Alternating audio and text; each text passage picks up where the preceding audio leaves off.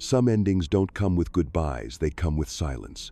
One day, you realize you're no longer texting, and neither are they. No words, no explanations, just two people who once shared a deep connection now standing on opposite sides of an invisible quiet. And the most confusing part isn't that they disappeared, it's that you still think about them. Why does this silence feel so heavy?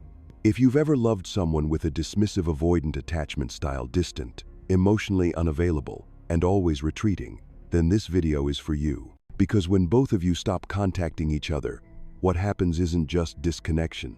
It's a quiet but powerful process where long suppressed emotions begin to surface within you, and even within them. In today's video, we're going to dive deep into what truly goes on in an avoidant's mind when you stop chasing, how silence triggers their internal conflict, why your lack of contact speaks louder than any message, and most importantly, what you can do in this stage to heal and reclaim your emotional power. If you're currently in this phase or have ever been through it, watch this video until the end. What you're about to hear might not just help you understand them, but help you understand yourself in ways you never did before. Don't forget to hit subscribe and turn on notifications so you won't miss any future content on attachment, healing, and emotional dynamics. Let's begin. When both of you consciously stop initiating contact, the familiar space you once shared becomes eerily vacant. The late-night messages once sent in half slumber, the midday hello break half your day gradually, all of it disappears. No one texts, no one calls. Silence envelops both of you, as though the lights in a room have been switched off without warning. At first, you might feel like you're alone in this. You sit, phone in hand, staring at a blank screen, asking yourself, will they ever message me again? And then it dawns on you they're not. You realize that silence is not only emanating from your side, it's broader, deeper, it resides in both hearts. And in that silence, you begin to hear echoes, echoes of hurt, echoes of hope, echoes of memories you tucked away. On the surface, everything seems to have ended. The patterns, the shared jokes, the daily check-ins, they all have ceased. Distance appears triumphant. Yet beneath that surface, what you and perhaps they are experiencing is not closure. It is the beginning of an internal journey, one where hidden truths begin to stir.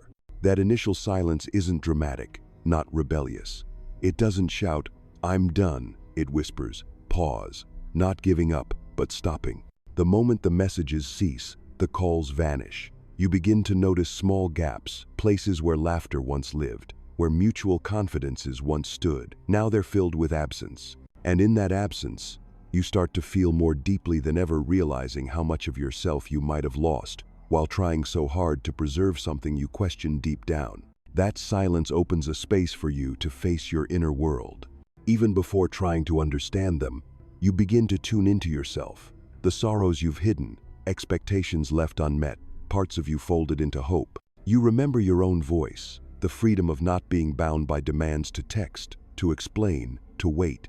You start asking, have I lost myself while trying to maintain this link with them? And for them, even if unspoken, that silence is also a test. Part of them may exhale, relieved to no longer be pressured to respond. But another part, quieter yet more profound, begins to wonder, why hasn't that person reached out? The void that once felt tolerable now grows heavy. Each day passes without hearing your name, and they sense a void they don't know how to name. It's precisely in these early moments when silence is fresh, when neither side knows what to do, that the most intense emotions ferment. You find yourself remembering minute details, how they texted good morning, asked, have you eaten yet? Or shared small stories about their day. These trivial moments now feel like reminders. We were once that close. You remember, and that remembrance somehow feels like both balm and wound. Yet in that silence, you occupy the role of an observer. You're no longer swayed by an incoming message or a fleeting reply. You can turn inward and notice your own thoughts, your own feelings, your needs. You are unburdened from the duty to respond, to justify, to maintain appearances. You begin to question, was I trying for them or for me? Was this connection truly mutual or a one-sided holding on? If I go silent, will I disappear? And then you gradually realize, silence isn't abandonment sometimes. It's the only way to find yourself again. Within that silence, You begin to see boundaries forming. You start distinguishing between sacrifice that nurtures and sacrifice that erases. You come to understand, love is not always about clinging. Sometimes stepping back, leaving space, is the truest act of healing. And from that first silence, an inner force begins to grow, one of awareness, repair, and liberation. It doesn't roar, it doesn't sprint, it simmers, but it is real. As you continue through the quiet, you'll find you're no longer tethered to their emotional tides. You begin reclaiming yourself layer by layer and see them as a chapter that ended, not as an emptiness destined to last forever. For someone with a dismissive avoidant attachment style, the onset of silence doesn't bring sadness or regret. It brings relief. No more morning texts. No more conversations they feel obligated to respond to. No more need to explain or face emotions, something they've spent their life trying to avoid. In that moment, they exhale. To them, silence doesn't feel like loss, it feels like escape. Deep down, they see emotional closeness as a threat. Too much intimacy makes them feel exposed, and vulnerability is something they detest. So when you go quiet, they're no longer in the role of being pursued. They no longer feel entangled in emotions they don't know how to handle. But then, time does what it always does. It starts to illuminate the empty spaces left behind. And slowly, what once felt like peace begins to feel like uncertainty. At first, it's fleeting, funny, I haven't heard from them lately. Then, it becomes a thought that repeats, could they really be done caring?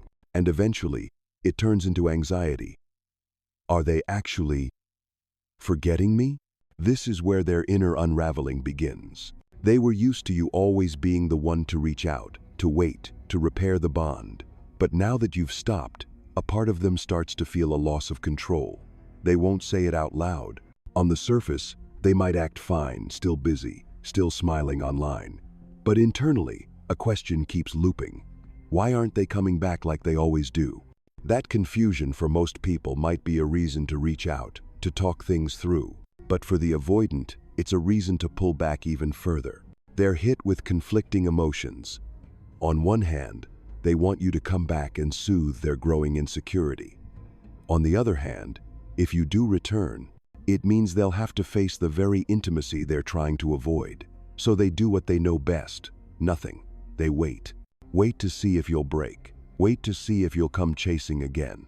Wait to see if this power game will end the same way as always, with you texting first, checking in, apologizing for the distance. But as the days pass, and there's still no message from you, their confusion evolves into fear. Not necessarily fear of losing you, but fear that the emptiness you left behind might be real, permanent, unreversible. And when they start to feel that you've truly pulled away, they begin to do what they don't fully understand themselves. They monitor you silently. Not with words, but with subtle signals. Watching your stories, liking an old post, scrolling through your profile, searching for any evidence that you still care, that you're still there. They won't initiate direct contact, because doing so would mean admitting that you mean more to them than they've let on. That would make them feel exposed, and exposure is terrifying. They don't know how to be open without feeling unsafe. So they keep their distance even as their inner world becomes more and more unsettled. This stage is full of contradictions. They want you to return, but they can't bear to let you see that. They hate the loss of control, but they lack the courage to change it. And you, the person who once gave them emotional safety, have now become a mirror reflecting everything they don't want to face. Fear of intimacy, fear of abandonment, fear of being unworthy. And so they enter a loop of their own making.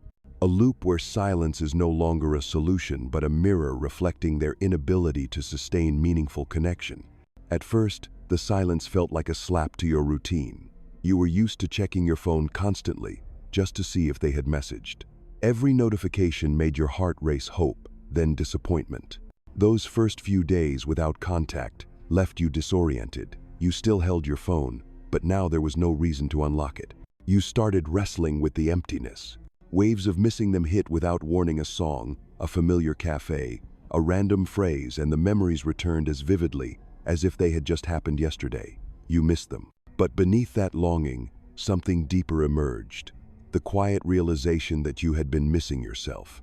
In that silence, You were finally forced to face a truth. You had tried too hard to hold together a connection that was never balanced. You were always the one to reach out first, always the one to soothe, always the one to calm their retreats. You carried the weight of the relationship, even when you were the only one doing the lifting. You remember the times you felt small, ignored, but convinced yourself they just needed time. You accepted too little and gave too much. And now, with everything paused, there's nothing left to hold on to. That's when you begin returning to yourself not as a choice, but as a survival instinct. At first, the silence felt like a prison, but day by day, it became a refuge. You no longer had to decode someone else's emotions, chase after blurry affection, or trade your self-worth for scraps of attention. The silence, once a rejection, gradually turned into a remedy. You learned to sit with your emotions, to cry, to be angry, to feel tired, and that was okay. No one was there to make you suppress it anymore. And then, in the stillest nights, you heard your own voice say, "I didn't deserve to be treated like that." That was the beginning of your transformation. You began to see all the things you had previously ignored, the small red flags, the way you dimmed your feelings, afraid of being called too emotional or too much. You realized that love shouldn't feel like a one-sided endurance test, that love shouldn't leave you feeling empty. Bit by bit, you reclaimed what you had lost: old hobbies, old friends, habits that made you feel alive again. And most importantly, you started asking, what do I really need in a relationship? That question no longer came from pain, it came from awareness. The awareness that you deserve a connection that doesn't ask you to erase yourself. And then something strange happened when you stopped holding on, stopped waiting. They felt it. Not because you played a game, but because your energy had shifted. You no longer radiated desperation. You were healing. You were no longer the person trembling over a text message. You became the person who knew that silence isn't the end, but a chance to heal, to rebuild your boundaries, and to learn how to love yourself more than chasing love from someone else. Once you've crossed the silence threshold, once you've bravely stopped reaching out and let your emotions settle, that's when the energy game truly begins. The avoidant cannot allow the distance to linger too long without reacting, but their reactions won't be grand. Not because they don't feel it, but because they've mastered keeping a sturdy shell over their vulnerabilities. The first sign they'll send is subtle interactions: a like, a watch story, replying to a meme, leaving a quiet comment, soft signals. They won't send long messages or refer to you directly, but each small gesture is intentional, testing whether your boundaries are still fragile, checking if you're still paying attention. Every little heart or low-key interaction is a way to see if you still exist in their world. This is when you get pulled in. You used to live for those small gestures. You believe every like is a vestige of care, every story view a hidden acknowledgement. And so you want to respond, you want to reciprocate, you want to seize control over that ambiguity. But if you respond too quickly, they recoil, they vanish, go silent, or stop interacting further. Because when you respond, they lose power. You put them in the role they use to occupy the one who chooses to connect or to retreat, and that makes them uncomfortable. On the other hand, if you don't respond, no likes, no comments, no replies, they begin to feel insecure. They wonder, did they really forget me? Did I push them away? What changed that I'm not seeing? A decline in those small interactions becomes wind that fans the flames of their anxiety. Then they escalate subtly. They might post an ambiguous status, share a tired quote or throwback photo with emotional tones. Sometimes they post a story by accident, at a moment when you're silent, curious if you'll pay attention. They want to see if you'll view, like, or leave a trace. But here lies the game. If you engage, you become the pursuer. If you remain silent, your silence gains weight. They can't ignore you forever. So they escalate to tagging you in memes, sharing emotional posts, sending a message like, "Saw this and thought of you," or wishing you on special occasions, but always gently, never demanding. Yet this game cannot last forever. If you maintain inner strength and don't react to emotional triggers, you begin to see the pattern. The cycle: subtle contact, pull back if met, lure you in, push away if you respond. You realize they are controlling by keeping you suspended in emotional limbo. Then you learn to refuse their energy control. You don't like back. You don't comment. You don't reply, even if it aches to do so. You maintain your position. You don't let their small signals pull you in. You hold your ground. The more you do this, the stronger you become. You aren't a puppet being tugged at. You become the one sovereign in your internal universe. You set the boundaries. They may send signals, but you won't respond on their schedule. You move at your own pace, not fast, not slow, but true to yourself. The energy control game isn't evil if you understand it, if you know your limits, and if you don't let it pull you back into old wounds. You don't need to defeat them. You just need not to be dragged in. And from there, you'll see a shift. When you don't respond, they gradually lose interest in controlling you, because the game only holds meaning when the other side plays. If you don't, it becomes meaningless. Eventually, if they truly want to return, they must move from energy games to honest conversation. They'll have to step over fear and face uncertainty, because only then can the connection transform from a game into authenticity. Prolonged silence isn't just a pause, it's a test. And over time, both you and the avoidant begin to transform, but in very different ways. You start to let go, not because your feelings have vanished, but because you realize love cannot survive on one person's effort alone. You let go of the idea that you need to save the relationship or prove you're worthy of being loved. You stop blaming yourself for what you couldn't control, their coldness, their distance. You come to see that not everyone is ready to receive love the way you know how to give it. And in that realization, you learn a profound lesson. Not every relationship is meant to be saved. Some are just meant to be understood and released. For the avoidant, if they're present enough, if they're brave enough to stop running this, is when they start confronting their core wounds. They begin to see that emotional distance doesn't protect them from pain, it only delays it. With you no longer reaching out, they lose the emotional safety net they used to lean on to avoid themselves. And in that emptiness, buried feelings rise. Abandonment, fear of closeness, shame at not knowing how to love without destroying the connection. They may not admit it, but inside, the questions begin. Why does everyone leave? Why do I push people away the moment they get close? And if they're truly honest, they'll see it wasn't your fault. It was their fear all along. This moment can lead to two very different paths. For you, transformation is a rebirth. You begin to see that peace isn't found in their presence, but in the absence of false hope. You rebuild your boundaries. You learn to love yourself the right way. You no longer need someone to validate your worth. You become clear, and that clarity becomes your power. For them, if they choose growth over escape, transformation is the start of healing. It's not loud, not quick, but it's real. They begin to feel the emptiness not as loss, but as a signal that something inside has never been healed. Maybe they'll read a book, talk to someone, or sit quietly at night, overwhelmed by a sadness they can't name. But those are the moments that open the door to a different life, where they no longer need to run from themselves. Yet some will choose not to transform. They'll keep withdrawing, blaming, distracting themselves with work or new relationships. But no matter where they go, their shadow follows, and the unhealed wound will always catch up. The difference between you and them now isn't about who was right or wrong. It's about this: who is choosing to grow and who is choosing to delay. And if there's anything beautiful in all the silence, rupture, and solitude, it's this: you're no longer the same. You're no longer clinging, no longer shrinking yourself to be loved, no longer waiting for an apology that may never come. You have changed.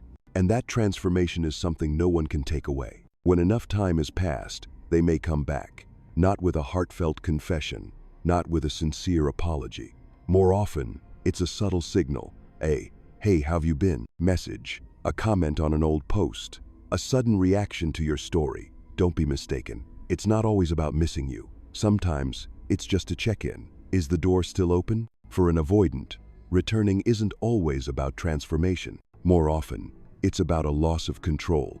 They no longer feel sure if you're still there, if you're still waiting, and that uncertainty rattles them. But instead of being honest, they test the waters through casual, non-committal gestures that seem harmless. If you haven't fully healed, your heart may race again. Part of you may want to believe this time is different, that they came back because they finally realized your worth, that this is the turning point, the movie-style reunion. But if you've truly walked your healing journey, you won't get pulled back in. You'll read that message and not feel your stomach drop. The hey won't sound magical anymore. You'll see it clearly. They are still who they were. Still unable to express emotion clearly. Still testing instead of facing. Still choosing safety over sincerity. And the difference is, you are no longer who you used to be. You don't react impulsively. You don't rush to rescue anything. You no longer need someone's reply to feel complete. This time, you stand at the edge with clarity, able to forgive, willing to listen, but unwilling to walk the same path again. You may look at them with kindness, no anger, no blame, just the quiet awareness that you're no longer willing to trade your hard-earned peace for another ride through that old cycle. Because now you understand, vague affection isn't enough to sustain a meaningful connection, and this is the moment you truly see it. What you once longed for their return no longer defines your value. What matters is that you've returned to yourself. When we speak of silence in relationships, especially in deeply personal ruptures like yours with someone, avoidant silence is more than not speaking. For many philosophers, silence is the ground for being, the frame in which meaning can arise without needing words. Silence as the space of being. Heidegger and Gelassenheit. Martin Heidegger posits that humans are always overwhelmed by external noise, language, societal demands, chatter. He proposes Gelassenheit, a stance of letting go, a willingness to let things be, without force or control. In this stance, silence becomes a space where authentic being emerges. Silence is not a negation, but a condition for existence to appear more clearly. In your journey of silence and in a scenario where the avoidant might return, if you preserve this stillness, not rushing, not reacting impulsively, you maintain a space of being. You no longer need words to validate your existence. You grant yourself the presence of sincerity without explanation. Silence as subtle strength. Friedrich Nietzsche viewed silence as a form of power. To him, the one who doesn't need to speak, to explain, to prove itself, holds freedom. Silence becomes a tool to avoid getting drawn into arguments, justifications, and demands. In your relation with the avoidant, when you remain silent but steadfast, you manifest a kind of inner authority. If they reappear, they no longer see an available subject, but encounter a being who no longer depends on their response. Silence and language. Risser on the relation between word and gap. James Risser, in Speaking from Silence, argues that silence can be the origin of speech, the interval between words, the necessary gap where meaning is born. Silence is not the negation of speech, but enables speech to carry depth.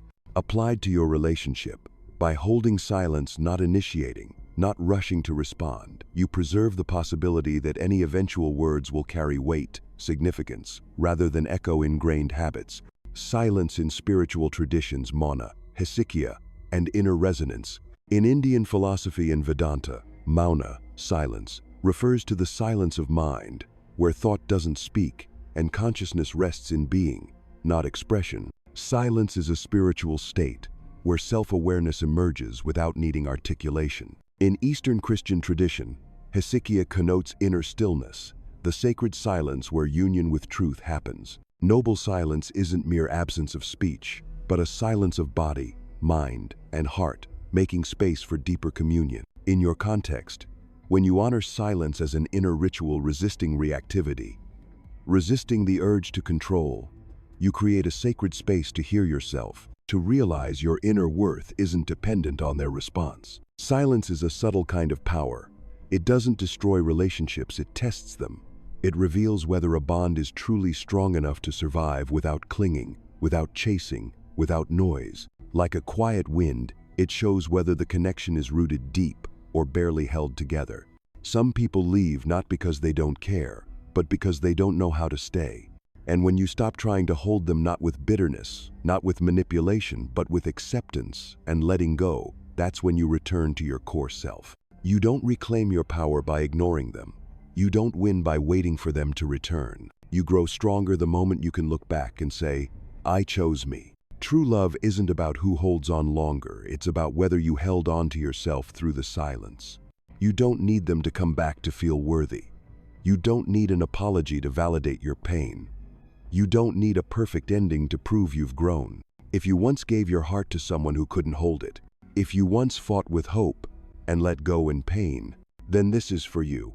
You weren't wrong for loving, but you are powerful now for learning to love without losing yourself. And when you stop trying not to play games, not to trigger regret, but simply because you've chosen to return to yourself, that is the moment they will feel your absence most. They may not say it, but they will feel it. But the real question isn't, do they still think about you? It's, are you finally thinking about yourself? Are you honoring your emotional truth? Are you redrawing the boundaries that protect your peace? Are you choosing love that flows from fullness, not from emptiness? When you come home to yourself in peace, in clarity, in light, you stop fearing loss, because you no longer lose yourself in the process. If you're still here, if you've stayed with this video till the end, I know you're not just trying to understand them, you're trying to understand yourself. And that's a courageous step. Click subscribe to continue this journey together into self-awareness, healing, and learning how to love without forgetting who we are. If this message resonated with you, please like, share, and leave a comment saying, "I'm coming back to myself." That might just be the start of your new chapter. Thank you for being here quietly, deeply, fully.